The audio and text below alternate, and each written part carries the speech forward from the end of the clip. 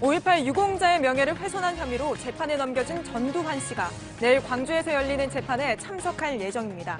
전 씨는 내일 오전 서울 연희동 자택에서 승용차를 타고 이동할 것으로 보입니다.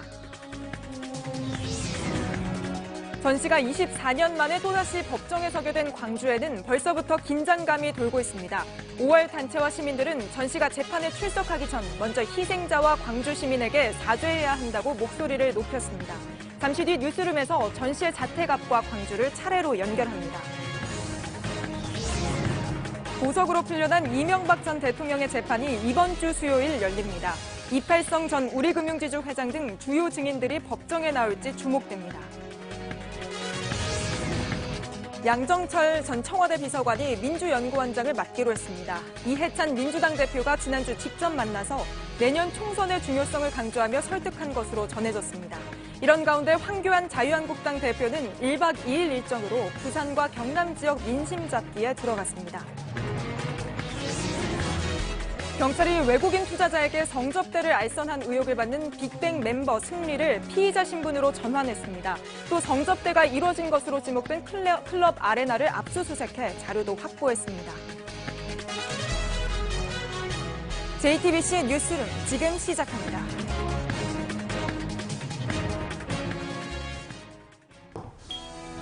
공기청정기가 도로 위로. 내일을 바꾸는 현대수소 전기차. 전두환 씨가 5.18 민주화 운동과 관련해 피고인 신분으로 내일 광주의 법정에 섭니다. 5.18 당시 헬기 사격을 목격했다는 고 조비오 신부의 증언이 거짓이라고 주장을 했었죠. 조 신부의 명예를 훼손한 혐의로 재판이 열리는 겁니다. 전 씨는 이미 24년 전에 내란 수괴 혐의 등으로 재판에 넘겨졌고 1심에선 사형 선고를 받기도 했습니다. 당시 검찰 소환을 거부하며 이른바 골목 성명을 내기도 했는데요. 예, 다시 재판 출석을 앞둔 전 씨의 서울 연희동 자택 앞에 나가 있는 취재 기자를 오늘 뉴스룸에서 먼저 연결해 보겠습니다. 자, 김민관 기자, 지금 자택 상황 어떤지부터 좀 궁금하네요. 오늘 특별한 움직임이 혹시 좀 감지가 됐습니까? 예, 제가 서 있는 담장 뒤편이 바로 전두환 씨 연희동 자택입니다. 예, 지금 보시는 것처럼 창문은 가려져 있고 불빛도 새어나오지 않고 있습니다. 자택 주변으로는 이렇게 내일 출석에 대비해 경찰이 통제선도 쳐놨는데요. 전 씨 부부는 현재 집 안에서 내일 법정에서 하게 될 발언 등 출석 준비를 하고 있는 것으로 보입니다. 예, 내일 일단 자동차로 이동하는 것으로 알려져 있습니다. 광주까지는 거리가 꽤 되기 때문에 아무래도 내일 아침 일찍 출발하게 되겠군요. 예, 그렇습니다. 전 씨 부부는 내일 오전 8시 30분쯤 이곳 자택 앞에서 승용차를 타고 이동할 예정입니다. 전 씨 부인 이순자 씨와 변호사도 함께 갈 것으로 보입니다. 또한 돌발 상황 등에 대비해 형사 10여 명이 내일 오전 7시부터 자택 앞에 대기를 하다 승합차 2대를 나눠 타고 전 씨를 따라가게 됩니다. 예, 자, 그동안 경호를 맡아온 경찰들도 함께 이동을 하게 되는 거죠? 네, 그렇습니다. 형사팀과는 별개로 그동안 전 씨의 경호를 맡아온 경찰 경호대도 차를 타고 광주로 이동하게 됩니다. 경호대는 앞서 서울에서 광주까지 동선을 점검하고 미리 광주지방법원을 방문해 경호 계획을 짠 것으로 전해졌습니다. 예정대로라면 전 씨는 내일 오전 1시 반, 그러니까 재판을 1시간 앞두고 광주지법에 도착을 하게 됩니다. 예. 자, 지금 김민관 기자가 서 있는 연희동 자택, 여러모로 역사적으로 상당히 유명한 장소가 됐습니다. 자, 혹시 내일 재판장으로 떠나기 전에 그 예전에 골목 성명 같은 어떤 특별한 발언이 있을 가능성도 있습니까? 네, 우선 저희 취재진이 경찰 관계자를 취재한 바로는 아직까지는 골목 성명 같은 특별한 행동은 감지되지 않았다고 합니다. 내일 오전 7시 30분에는 전두환 씨 지지자 200여 명이 자택 앞에 모여 재판에 출석하지 말라는 집회를 열 예정입니다. 지금까지 서울 연희동 자택 앞에서 JTBC 김민관입니다. 예, 이번엔 광주를 연결해 보겠습니다. 5.18 민주화 운동과 관련한 재판으로 전 씨가 광주 땅을 밟게 되는 겁니다. 당연히 이제 또 내일 광주에서의 동선에도 관심이 집중될 수밖에 없는 상황인데요. 광주지방법원 앞에 정진명 기자가 나가 있습니다. 자, 정 기자, 일단 내일 오후 2시 반에 재판이 열리는 것으로 되어 있습니다. 지금 준비가 어떻게 진행이 되고 있습니까? 네, 지금 제가 서 있는 곳에 전두환 씨가 탄 승용차가 도착하게 되는데요. 법원 정문이 아닌 옆문으로 법정 출입구와 가까운 곳입니다. 전 씨는 이곳에서 부인인 이순자 씨와 함께 10여 미터를 걸어 들어가 201호 법정에서 재판을 받게 됩니다. 앞서 법원은 전 씨에 대해 구인영장을 발부했는데 전 씨가 도착하는 대로 집행할 예정입니다. 내일 법정 내부 촬영은 허용되지 않았습니다. 예. 자, 아무래도 내일 상당히 많은 사람들이 법원을 찾을 걸로 예상이 됩니다. 자, 이에 대한 준비는 지금 어떻게 되고 있습니까? 네, 법원은 전 씨가 움직이는 동선 주변으로 통제선을 설치해 놨습니다. 법정 앞에는 보안 검색대도 추가로 설치했습니다. 특히 전 씨의 법정 발언 내용에 따라 여러 상황이 발생할 수 있는 만큼 법원 안팎 경비에도 많은 경찰을 배치할 방침입니다. 예. 자, 내일 5.18 관련 단체나 또 시민단체 등의 반발 있을 거다, 이런 예상도 나오고 있는데 지금 광주의 분위기는 어떻습니까? 네, 5.18 단체와 시민단체 등은 차분하게 지켜보겠다는 입장입니다. 감정적인 대응을 할 경우 전 씨에게 재판을 피할 구실을 주게 된다는 겁니다. 대신에 전 씨의 승용차가 지나가는 도로 주변에서 인간띠를 만들고 손팻말 시위를 벌이기로 했습니다. 그렇군요. 자, 그러면 고 조비오 신부 측은 어떻습니까? 혹시 재판을 앞두고 재판 출석을 앞두고 입장을 내놓은 게 있습니까? 네, 고 조비오 신부의 조카로 전 씨를 고소한 조영대 신부는 이번 재판은 5.18의 역사적 기록이 될 것이라고 말했습니다. 그러면서 전 씨가 헬기 사격을 명령한 장본인이자 주범이라는 사실이 드러날 것이라고 말했습니다. 시민들은 전 씨가 재판 출석에 앞서 5.18 희생자와 광주 시민들에게 사죄하고 국민들에게도 용서를 구해야 한다고 촉구했습니다. 지금까지 광주지방법원에서 JTBC 정진명입니다. 예, 앞서 전해드린 대로 전두환 씨는 내일 오전 8시 반에 연희동 자택을 떠날 걸로 보입니다.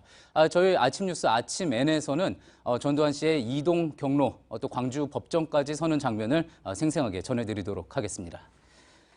자, 내일 법정에서는 전두환 씨 옆에 부인 이순자 씨가 함께 섭니다. 알츠하이머를 앓고 있어 불안감을 호소할 수 있다는 전 씨 측의 요구를 법원이 받아들인 겁니다.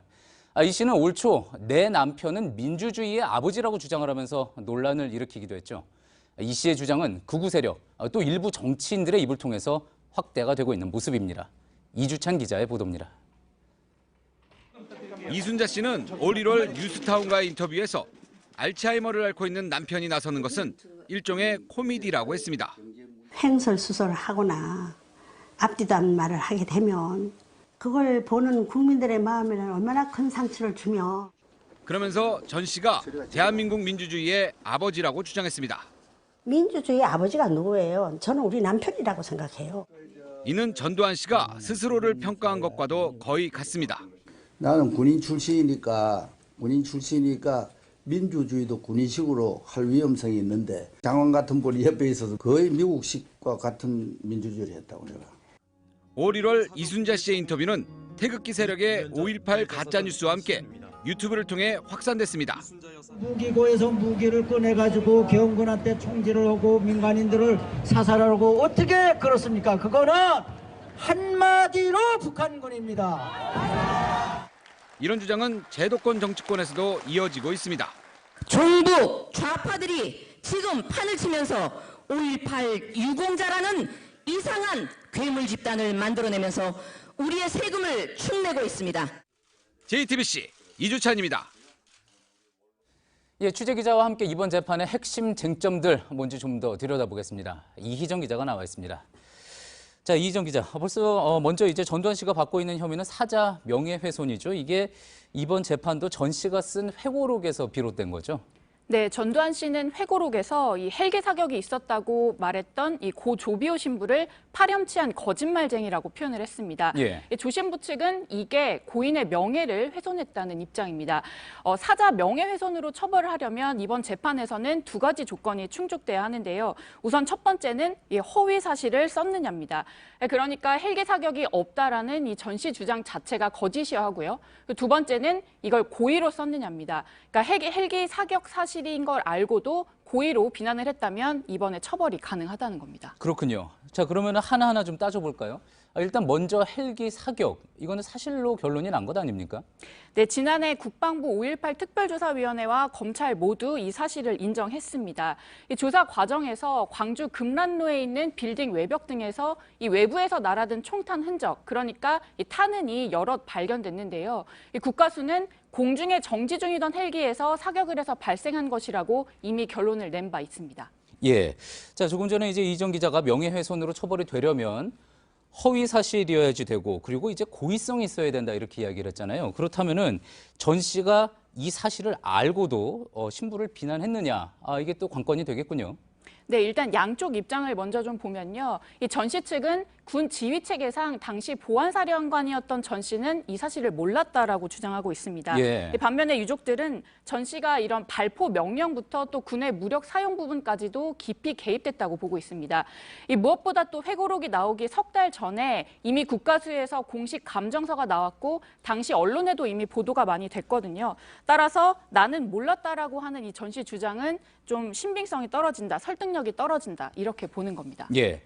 자, 그런데 이 전두환 씨에 대한 이 사법적인 어떤 판단들, 뭐 재판에서 이제 또 결론이 나겠죠. 근데 이런 것과는 또 별개로 5.18 민주화 운동에 대한 조작 왜곡 문제, 조작서를 계속 내보내고 뭐 왜곡서를 내보내는 이런 문제들 계속되고 있습니다. 이거 어떻게 봐야 될까요? 네, 맞습니다. 이 전두환 씨가 회고록을 쓰면서 이 지만원 씨의 망언을 계속 인용을 하고 또 이런 주장을 일부 세력들이 또 정치에 악용을 하고 있는 겁니다. 이 역사적 평가가 끝났는데도 거의 한 20년 가까이 이런 망언의 악순환이 이어져 온 건데요. 특히 이번 한국당 전당대회를 보면 정말 대놓고 망언을 하는 경우도 많았습니다. 심지어 일부 인사는 그런 망언을 하고 최고위원회에 오르기도 했고요. 예.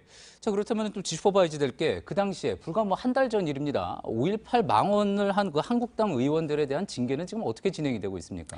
네, 국회에서 이 윤리특별위원회에서 이 부분을 좀 다루고는 있지만 징계 여부는 아직 불투명합니다. 한국당도 자체적으로 좀 논의를 하고는 있는데 오히려 당사자가 큰 소리를 치는 일까지 벌어지고 있습니다.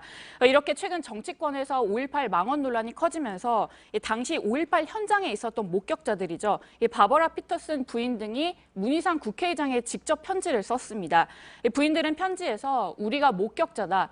그러니까 북한군 개입설은 명백한 거짓이라고 강조를 하고 또 한국당 의원들의 징계를 촉구했습니다. 예, 정치부 이희정 기자였습니다. 민중신학자이자 민주화 운동가인 문동환 목사가 지난 9일 향년 98세로 별세했습니다. 문 목사는 1976년 3.1 민주 구국 선언문 사건으로 투옥돼 2년간 복역하는 등 민주화 운동에 참여했습니다. 1988년엔 평화민주당 전국구 의원으로 국회에 진출해 5.18 광주 민주화운동 진상조사 특위위원장을 지냈습니다. 문 목사는 고 문익환 목사의 친동생입니다. 오늘 이낙연 국무총리와 노영민 대통령 비서실장 등 정치권 인사들은 빈소를 찾아 조문했습니다. 다음 소식입니다. 보석으로 풀려난 이명박 전 대통령이 자택에서 첫 주말을 보냈습니다. 특별히 찾아온 사람은 없었는데 이번 주에는 보석 후 첫 재판을 받게 됩니다. 1심 때는 출석하지 않았던 이팔성 전 우리금융지주 회장 등 핵심 증인들이 이번에는 나와서 증언을 할지가 관심입니다. 김필준 기자입니다. 보석으로 석방된 뒤 첫 주말을 맞는 이명박 전 대통령의 논현동 자택 앞입니다. 집 앞 경찰에 빼고는 오가는 사람이 거의 없습니다. 앞서 이 전 대통령 측 변호인단은 예배를 위해 목사를 접견할 수 있도록 신청하는 방안을 고려 중이라고 밝혔습니다. 그러나 이 전 대통령은 오늘 변호인 접견이나 예배 없이 보낸 걸로 파악됩니다. 다만 조만간 변호인들과 만날 것으로 보입니다.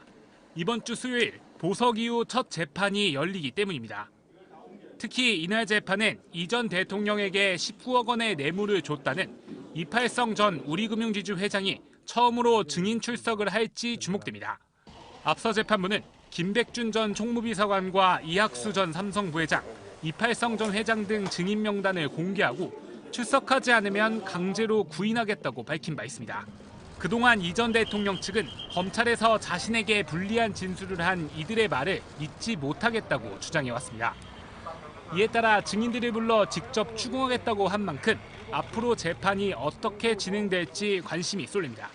JTBC 김필주입니다. 여야가 새롭게 지도부를 구성한 뒤 처음 성적표를 받게 될 선거가 다음 달 3일 치러질 보궐선거입니다. 국회의원 선거는 창원 성산과 통영 고성 두 곳입니다. 창원 성산은 고 노회찬 의원의 지역구라는 점, 또 김경수 경남지사가 구속됐다는 점 때문에 이곳에서의 승패가 여러 의미를 갖게 됐습니다. 여야는 이번 보궐선거를 시작으로 내년 봄 총선까지 본격적인 선거 준비에 들어가는 모습입니다. 이런 가운데 양정철 전 청와대 비서관이 민주당 싱크탱크인 민주연구원장직을 맡기로 했다는 소식이 전해졌습니다. 대통령 최측근이면서 아무 자리를 맡지 않았던 양 전 비서관이 다음 총선에서는 전면에 나설 수 있다는 관측이 나옵니다. 먼저 이윤석 기자의 보도입니다. 친문 핵심 양정철 전 청와대 홍보기획 비서관이 민주연구원장을 맡기로 했습니다. 양 전 비서관은 취재진에게 당의 제안을 수락한 게 사실이라고 말했습니다. 민주당 고위 관계자는 지난주 이해찬 대표가 양 전 비서관을 따로 만나 대화를 나눴다며 양 전 비서관이 원장을 맡기로 했다고 말했습니다. 당시 이 대표는 내년 총선에 당의 모든 역량을 총동원해야 한다고 말한 것으로 전해졌습니다. 그동안 정계 복귀 가능성을 부인하며 해외 생활을 하던 양 전 비서관이 저는 앞으로 권력 구체할 일이 없습니다. 저는 끝떨어진 분입니다. 2년 만에 당으로 복귀하기로 결심한 배경입니다. 오는 5월 연구원장으로 부임하면 내년 총선을 대비한 전략 수립과 인재 영입 등 전폭적인 활동이 예상됩니다. 민주당 관계자는 민주연구원의 위상이 달라질 것이라고 말했습니다. 최근 당으로 복귀한 임종석 전 대통령 비서실장 등도 비중 있는 역할을 맡아 선거를 준비할 것으로 보입니다. 역할이 있다면 뭐든 헌신적으로 할 생각입니다. 지난주 민주당은 4.3 보궐선거 후보를 확정한 데 이어 범여권 후보 단일화 등 각종 선거 전략을 고심하고 있습니다. JTBC 이윤석입니다.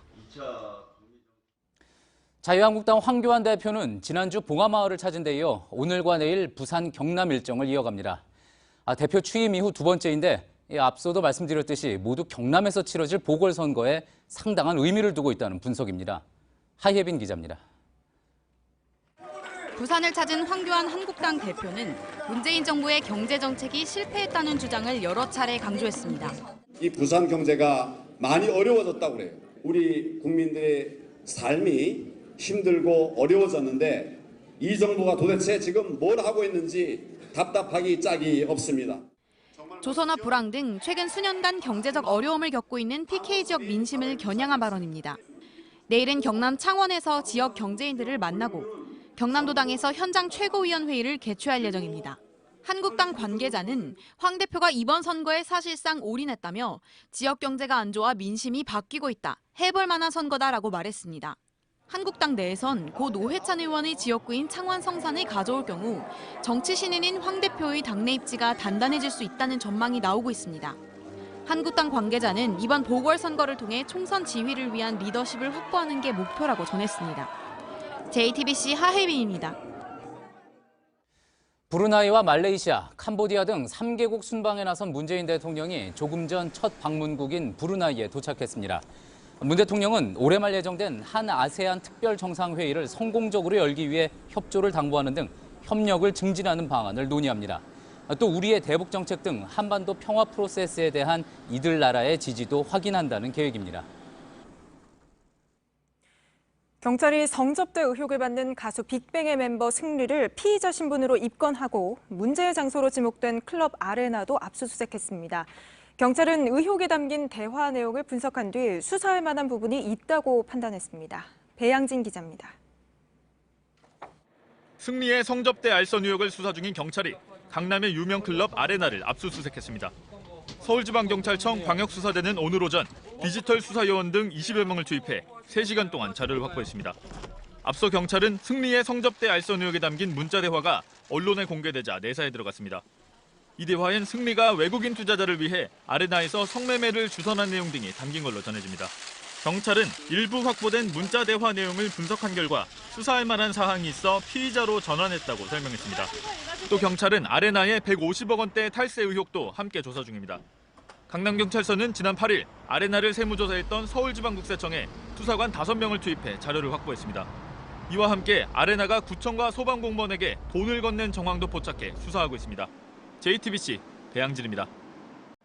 서울 양재동에 인공지능 분야의 젊은 기업들이 모인 양재 R&CD 혁신허브란 곳이 있습니다. 정부와 서울시가 혁신 성장의 천병이라고 지켜세우는 곳인데요. 최근 내부 직원들의 비위 문제로 시끄럽다고 합니다. 성추행과 막말, 횡령 의혹까지 불거졌는데 무슨 일인지 최재원 기자가 취재했습니다. 둘, 셋! 양재 R&CD 혁신허브는 2017년 12월 문을 열었습니다. 인공지능 분야 젊은 기업인들에게 싼 임대료로 사무실 내주고 지원하겠다며 서울시와 카이스트가 손잡고 운영에 나섰습니다. 그런데 지난 4일 운영팀 직원 3명이 내부 비위 의혹을 고발해 서울시와 카이스트가 조사에 착수했습니다. 이들은 선임 직원으로부터 지속적으로 폭언을 들었다고 했습니다. 너를 닮은 딸을 도저히 봐줄 수가 없으니 정관을 묶어라 라고 했습니다. 한 여성 직원은 회식 뒤 성추행을 당했다고 신고했습니다. 손을 어깨로 올리고 이렇게 좀 접촉을 시도해와서 그 여성 연구원이 진짜 무슨 큰일 나겠다 싶어가지고 뿌리치고 도망갔다, 이 이야기를 들은 적이 있습니다. 예산 담당 직원의 횡령 의혹도 고발했습니다. 개인적으로 쓸 물건을 사업 예산으로 수백만 원어치를 샀다는 겁니다. 노트북도 사고 핸드폰도 사고 닌텐도 게임기도 사고 원래 다들 이렇게 한다. 예산은 집 근처 마트에서 식구들과 삼겹살과 한우 등 130만 원 넘게 장을 보는 데도 쓰였다고 했습니다. 이곳의 한 해 운영 예산은 22억 원 정도로 모두 서울시가 됩니다. 문제를 일으킨 직원들은 지난 1월 퇴사했습니다. 폭언을 했다는 선임 직원은 책임을 지고 퇴사한 건 맞지만 성추행은 없었다고 밝혔고 예산 담당 직원은 연락이 닿지 않았습니다. 피해 직원 A씨는 이런 폭로를 한 뒤 관리 책임자인 카이스트 송모 교수가 자신을 업무에서 배제하고 커피 머신 청소 등을 시켰다고도 주장했습니다. 이에 대해 송 교수는 이번 사건과 관련한 A씨의 행동을 보며 업무를 맡길 만한 신뢰를 잃었기 때문에 내린 조치라고 설명했습니다. JTBC 최재원입니다. 장애 학생이 배울 수 있는 학교 많이 부족하죠. 지난 몇 년 동안 표류해온 서울 중랑 지역 첫 특수학교 설립이 가시권에 들어왔습니다. 하지만 어디에 지을지를 놓고 서울교육청과 중랑구청이 맞서고 있고 또 주민들이 반발할 가능성도 여전히 있어서 아직 갈 길은 멉니다. 강신우 기자입니다. 주민의 따가운 시선과 사회적 편견에 무릎을 꿇은 어머니. 안타까움과 절박함에 눈물로 호소했습니다. 우여곡절 끝에 서울 강서구 서진학교가 올해 가을 문을 엽니다. 중랑구 첫 특수학교 설립도 가까스로 첫 발을 뗐습니다. 서울교육청이 최근 부지를 정해 땅 주인과 협의에 들어갔습니다. 계획 수립 7년 만입니다. 3년 뒤인 2022년 3월 개교 목표입니다. 그런데 시작부터 난항이 예상됩니다. 우선 부지가 개발 제한 구역이어서 국토부와 지자체가 풀어줘야 합니다. 게다가 중랑구청이 부지를 놓고 교육청과 이견을 보이고 있습니다. 중랑구는 북부 간선도로 옆인 이곳에 특수학교를 짓는 게 낫겠다는 입장입니다. 반면 교육청은 구청 부지가 접근성이 떨어진다며 난색을 표하고 있습니다. 차량 진입로 마련에만 20-30억 원이 더 든다는 겁니다. 주민 반발도 복병입니다. 그동안 주민 반대 등으로 개교일이 4번이나 바뀌었기 때문입니다. 서울에서 특수학교가 없는 자치구는 중랑구를 포함해 8곳입니다. 장애아와 학부모들의 숨통을 틔워줄 학교 설립까지는 첩첩산중입니다. JTBC 강신우입니다. 최근 주택연금을 찾는 노년층이 크게 늘면서 정부가 가입 문턱을 낮추기로 했죠. 시가로 9억 원에서 13억 원 사이 집을 가진 사람도 새롭게 연금에 가입할 수 있게 될 걸로 보이는데요. 대신 매월 받을 수 있는 최대 연금액은 현재 수준이 유지될 전망입니다. 송지혜 기자입니다. 81살 이기호 씨는 6년 전 주택연금에 가입했습니다. 지금 사는 집을 담보로 한 달에 90만 원 가량을 받습니다. 항시 집사람한테 이제 손 벌리는 것도 그렇고 그래서 그때서부터 이제 애들한테도 그렇고 뭐 좀 해야 되겠다. 보탬이 많이 됩니다. 은퇴 후에도 이렇게 평생 일정액을 받을 수 있다는 게 주택연금의 가장 큰 장점입니다. 지난해 말 누적 가입자가 6만 명을 넘었습니다. 3년 새 2배가 됐습니다. 평균 가입 나이는 72살입니다. 매월 평균 100만 원 정도씩을 받습니다. 찾는 사람이 늘자 정부는 최근 가입 조건을 완화하기로 했습니다. 60살 이상만 가입할 수 있는 걸 50대로 낮추기로 한 겁니다. 집값의 기준도 시가에서 공시가격으로 바꾸기로 했습니다. 그럼 상한선은 시가 9억 원에서 13억 원 수준으로 완화됩니다. 가입 문턱은 낮아지는 대신 매월 받는 돈은 시가 9억 원 기준으로 제한됩니다. 그럴 경우 고가주택은 평생 타가는 연금 총액이 집값보다 적을 가능성이 큽니다. 따라서 남는 차익을 자손이 돌려받는 경우도 그만큼 늘 것으로 보입니다. JTBC 송지혜입니다. 우리나라에서 처음으로 참다랑어 양식에 투자하는 참치 펀드가 나왔습니다.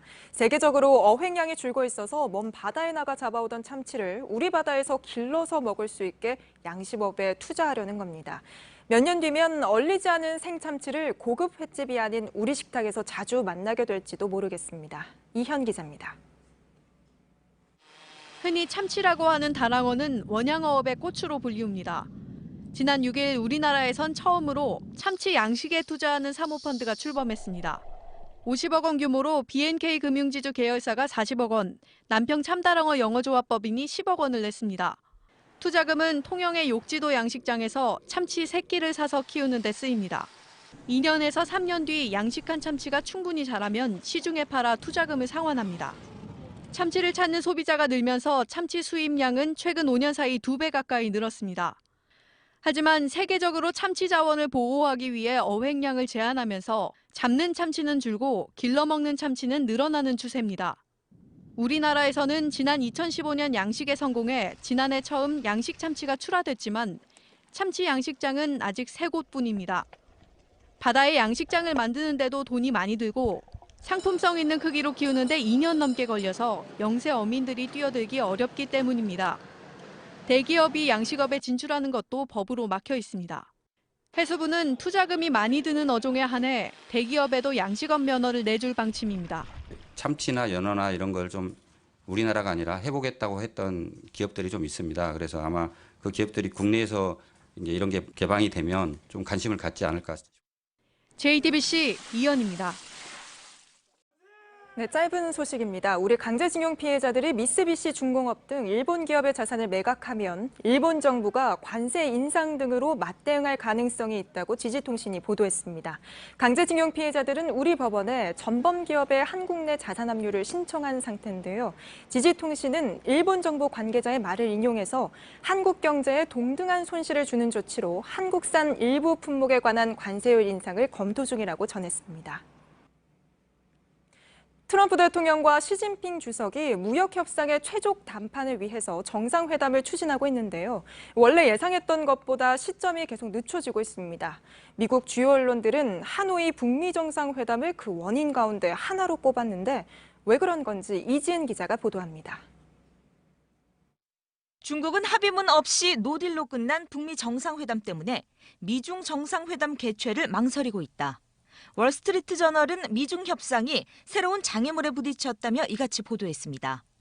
트럼프 대통령이 하노이 회담 때 막판에 추가 요구를 하며 협상장을 나온 것을 거론했습니다. 시진핑 주석과의 회담에서도 그와 비슷한 일이 벌어질까 우려한다는 것입니다. 트럼프 대통령은 이미 그 가능성을 내비쳤습니다. 양 정상이 만날 장소도 회담이 미뤄지는 요인으로 작용하고 있습니다. 미국에서 열릴 경우 시 주석이 빈손 귀국을 피하려고 합의문에 연연할 가능성이 있고 이는 미국의 좋은 협상 지렛대가 될 것이라는 관측입니다.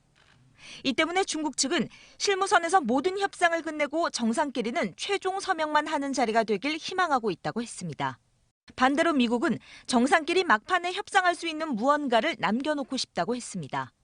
레리 커들로 백악관 국가경제위원회 위원장은 미중 정상회담이 더 미뤄져 4월에 이뤄질 수 있다고 언급했습니다. JTBC 이지은입니다. 네, 조금 전 들어온 소식입니다. 에티오피아를 떠나 케냐 나이로비로 향하던 에티오피아 항공 여객기가 현지 시간으로 10일 오전 출발한 공항에서 60km 정도 떨어진 비쇼프투시 근처에 추락했습니다. 승객 149명과 승무원 8명이 타고 있었는데요. 이륙한 뒤 6분 만에 연락이 끊어진 걸로 전해졌습니다. 항공사 측은 33개 국적의 탑승객들이 타고 있었다며 모두 숨진 걸로 추정된다고 밝혔습니다.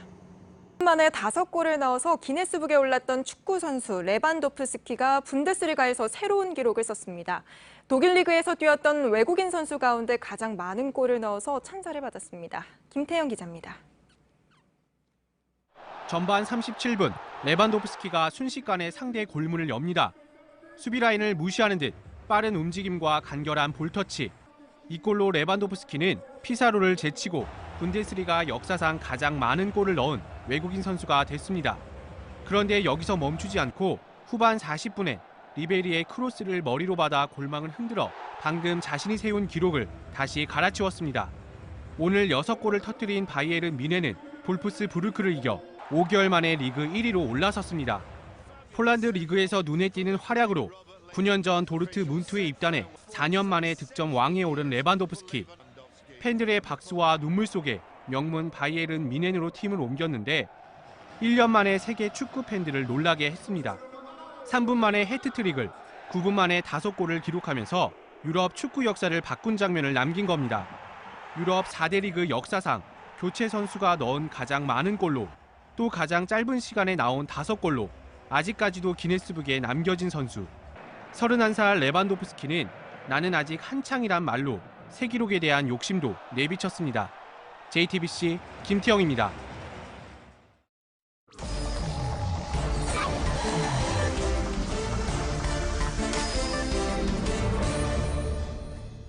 예, 비하인드 뉴스 시간입니다. 이성대 기자가 나와 있습니다. 첫 번째 키워드 볼까요? 네, 첫 번째 키워드 보겠습니다. 위대한 승츠비. 예, 이 위대한 개츠비라는 영화 한 장면, 포스터 장면 아닙니까? 예, 이게 디카프리오 주연 영화로도 유명했던 영화죠? 그렇습니다. 그 소설도 있는데 앵커는 혹시 소설책 읽어보셨습니까? 영화로 봤습니다. 예, 저는 그 소설 영화 다 봤는데 예. 로스트 제너레이션 시대로 불리죠. 1920년대 미국의 자본주의 어떤 속물근성, 또 그 과정에서 가치관의 타락, 도덕성의 타락 같은 거를 날카롭게 묘사했던 미국 영문학의 고전으로 불리는 작품입니다. 예. 이성대 기자는 원래 알고 있던 내용입니까? 아니면 지금 이것 때문에 찾아본 겁니까? 저는 소설도 보고 영화도 봤습니다. 알겠습니다. 예, 승츠비, 이제 개츠비라는 이 영화에서 승츠비라고 오늘 키워드를 뽑아낸 것 같은데 이거 뭔지 알고 있습니다. 아이돌 그룹 빅뱅의 승리 별명 아닙니까? 그렇습니다. 여러 그 예능 프로그램에 나와서 자신 또 타칭, 승츠비라는 표현을 하면서 좀 알려졌는데 이에 대해서 한 칼럼에서 분석을 한 게 있습니다. 제가 좀 찾아봤는데요. 자, 이런 칼럼이 어제자에 나왔습니다. 자신의 이름과 위대한 개츠비를 합성해서 별칭을 만들었다. 아마 예. 개츠비가 이룬 부와 명성, 또 위대한이라는 관용어에서 감명을 받은 것 같다라는 분석을 했는데 자, 본인도 무척 이 개츠비의 별명 승츠비가 마음에 들었는지 최근에 자신의 이름의 그 애칭 승츠비를 그 상표 출원한 적이 있습니다. 지난해 예. 상표 출원을 해서 지난달에 그 출원을 받았다고 하는데 지난해 상표 출원 당시 패션지하고 인터뷰를 했던 것을 제가 좀 찾아봤습니다. 이렇게 얘기를 했습니다. 자신에서는 자, 스스로 이름 하나 짓는 건 좀 괜찮다고 생각을 해서 상표 등록을 가끔 한다. 자, 사람들이 상상하지 못하고 생각하지 않고 있는 걸 먼저 해야 된다. 상상하지 못하고 생각하지 않는 걸 먼저 해야 된다. 요즘 정국에 상당히 의미심장하게 들리는 뭐 그런 표현이기도 합니다. 예, 여러 가지로 이제 상상하지 못한 일이 있었다. 그런 얘기를 한 것 같은데 정말 좋아하는 별명이었던 것 같습니다. 상표 출원까지 한 거 보면은. 하지만 이제 개츠비가 실제 영화, 뭐 소설에서는 상당히 화려한 삶을 살기는 했지만 그 결말은 비극이었었잖아요. 그렇습니다. 그래서 그 디카프리오가 주연했던 그 영화 속 화려한 파티를 여는 그 주인공에 매료됐던 거 아니냐라는 분석이 있는데 예. 최근에 그 버닝썬 사태, 어떤 그 성접대 의혹 이런 것들이 터지니까 인터넷에서는 이런 반응들이 있습니다. 도대체 왜 승리는 자신을 개츠비에 비유한 걸까? 뭐 대부분의 의견들이 알고 그랬겠느냐? 아마 디카프리오 나오는 장면만 보고 갖다 붙인 거 아니냐? 위대한이라는 표현이 좋다 보니까 아마 했을 것이다. 혹시 개츠비를 끝까지 읽지 않은 거 아니냐? 또 개츠비는 결말이 비극인데 이해가 안 된다라는 얘기가 있는데 반대로 비극이라는 걸 알고 몰락하려고 한 거 아니냐 뭐 이런 식의 반응들도 있었습니다. 예, 설마 뭐 그렇게까지 했었겠냐마는 오늘 앞서 저희가 이제 보도해드리기도 했지만 이제 피의자 신분으로 전환이 돼서 이제 또 수사가 진행되게 되지 않았습니까? 자, 해외 투자자 성접대 의혹까지 지금 불거진 상황인 건데 지금 이 시점에서 또 궁금한 거는 본인이 군에 입대하겠다고 발표를 했단 말이에요. 이렇게 피의자 신분으로 수사를 하게 되면 어떻게 됩니까? 군대 입대를 할 수는 있는 겁니까? 일단 그 이낙연 국무총리가 지난 5일이었죠. 지난 5일 이번 버닝썬 사태에 대해서 경찰이 명운을 걸고 철저하게 수사하라 이렇게 지시를 한 뒤에 5일 만인 오늘 피의자 신분으로 전환이 됐습니다. 그 병무청이 한 인터뷰를 봤더니 언론 인터뷰에서 이렇게 얘기를 했습니다. 자, 입대 전에 만약에 구속 수감이 되지 않는다면 당연히 입대를 해야 되지만 입대를 하더라도 군과 수사기관이 연계해서 수사를 계속할 거다라고 얘기를 했고, 자, 다른 관계자인 경우에는 만약에 혐의가 좀 더 구체화된다면은 병무청 차원에서 입대 연기를 요청할 수도 있다. 뭐 이런 식의 멘트를 하기도 했습니다. 그렇군요. 자, 그렇다면 과연 이 위대한 개츠비가 아닌 위대한 승츠비의 결말은 어떻게 될 건지 좀 더 지켜봐야지 되겠군요. 다음 키워드 볼까요? 자, 두 번째 키워드 보겠습니다. 자, 전두환 정신 승리. 예, 여기도 승리가 나오긴 하는데 그 앞서 이제 저희가 많이 보도해드렸듯이 이제 내일 광주로 이제 재판에 출석하게 되는 전두환 씨 이야기 같군요. 그렇습니다. 뭐 5.18에 대해서 그동안 제대로 된 사과 한번 하지 않아서 비판이 많이 있는데 그 상당히 유명한 표현이 있었죠. 전 재산 29만 원밖에 없다. 상당히 유명하고 많이 알려졌는데 이 전 재산 29만 원 발언보다는 좀 덜 알려져 있지만 상당히 황당한, 그러니까 이른바 정신승리급의 황당한 발언들이 많이 있습니다. 지금 보시는 것처럼 자, 지난 97년 사면을 받고 출소한 뒤에 바로 그 자리에서 자, 여러분들은 교도소 가지 마시오라고 하면서 남 걱정 한 적이 있습니다. 자, 그리고 또 지난 2008년 인터뷰 같은 경우에는 자, 젊은 사람들이 나에 대해서 아직도 감정이 안 좋은 것 같은데 나한테 당해보지도 않고 그런다. 상당히 뭐 협박인지 협박이 아닌지 뭐 이런 식의 어떤 으스스한 농담 같은 걸 해서 논란이 된 적도 있습니다. 나한테 당해보지도 않고 이 이야기 상당히 화제가 됐던 거 기억이 납니다. 사실 이 뭐 피해자들 그 당시에 이제 전두환 씨한테 피해를 입었던 사람들 입장에서는 농담으로만 들을 수 없는 그런 이야기는 지적 나오지 않았습니까? 그렇습니다. 심지어 앞서서 리포트에도 보셨지만 자신을 민주주의의 모델이다라고 자평하는 경우도 있었는데 자, 그 발언 한번 들어보시죠. 7년 두 분을 하려고 불란서식으로 7년 두 분 하려고 그러다가 잘못하면 내가 그 빠져서 7년을 3번 해야 되겠다. 4번에 이런 아주 그 불행한 사태가 일어날까봐 딱 나는 7년만 해서요. 자, 그러니까 얼마든지 더 할 수도 있었는데 나는 민주주의 정착을 위해서 딱 한 번만 했다. 뭐 이런 이야기인데 이순자 씨도 비슷한 이야기를 한 게 있습니다. 이순자 씨가 지난 2016년 인터뷰에서 이렇게 얘기를 했습니다.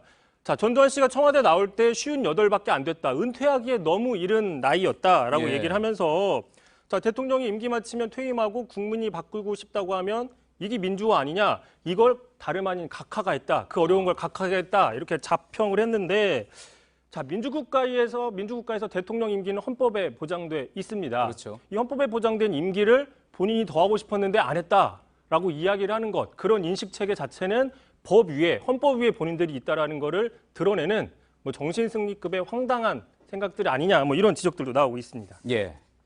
자, 전두환 씨가 퇴임 후에 이제 31년 맞죠? 31년 만에 광주 땅을 밟게 되는 거죠. 뭐 화면에 잠시 나왔던 이순자 씨도 같이 가게 되는 거고요.